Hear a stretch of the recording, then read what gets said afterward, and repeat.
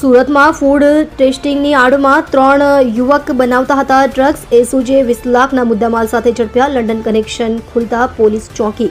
સુરતના પર્વતવાડિયા વિસ્તારમાં આવેલા એક કોમર્શિયલ મોલની અંદર ફૂડ ટેસ્ટિંગ લેબની આડમાં ધમધમતી હાઈ પ્યુરિટી ક્રિસ્ટલ મેફેડોન ડ્રગ્સની ફેક્ટરીનો સુરત એસઓજીએ પર્દાફાશ કર્યો છે, જેમાં આંતરરાષ્ટ્રીય લંડન કનેક્શન ખુલતા પોલીસ સ્તબ્ધ થઈ ગઈ છે. અમરોલીમાંથી 236 ગ્રામ ડ્રગ્સ સાથે ઝડપાયેલા જીલ ઠુમરની કબૂલાત બાદ પોલીસે પોલારિસ શોપિંગ સેન્ટરની લેબમાં દરોડા પાડી ડ્રગ્સ બનાવનાર સિનિયર ટેકનિશિયન સહિત કુલ 3 શખ્સોની ધરપકડ કરી છે. લંડનમાં બેઠેલા માસ્ટર માઇન્ડના ઇશારે અને ફાઇનાન્શિયલ મદદથી શહેરમાં જ નશાનું ઝેર તૈયાર કરી યુવાતોને રવાડે ચડાવવાના આ કાવતરામાં પોલીસે 2,92,000નો મુદ્દામાલ, તૈયાર ડ્રગ્સ અને જ્વલનશીલ કેમિકલ્સનો જથ્થો જપ્ત કરી વધુ તપાસ હાથ ધરી છે. હાલમાં પોલીસે આ તમામ આરોપીઓ વિરુદ્ધ NDPS એક્ટ હેઠળ કડક કાર્યવાહી શરૂ કરી છે. લંડનમાં બેઠેલા માસ્ટર માઇન્ડ સુધી પહોંચવા માટે પોલીસ ડિજિટલ પુરાવાઓ અને 3 મોબાઈલ ફોન કિંમત ₹1,15,000ની કબજે કરી આગળની તપાસ કરી રહી છે.